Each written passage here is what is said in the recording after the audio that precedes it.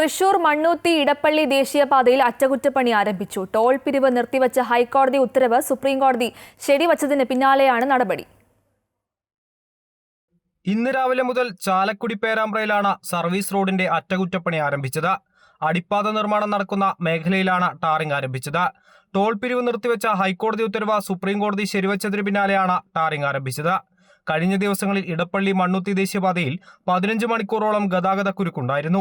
നീണ്ട നേരത്തെ ഗതാഗതക്കുരുക്കിനെ തുടർന്ന് ചാലക്കുടി നഗരം നിശ്ചലമാവുകയും വലിയ പ്രതിഷേധത്തിനിടയാക്കുകയും ചെയ്തു. സുപ്രീം കോടതി ഹൈക്കോടതി വിധി ശരിവെച്ചതോടെ മറ്റ് നിവർത്തികളില്ലാതായതോടെയാണ് അടിയന്തരമായി നിർമ്മാണ പ്രവർത്തനങ്ങൾക്ക് തുടക്കം കുറിച്ചത്.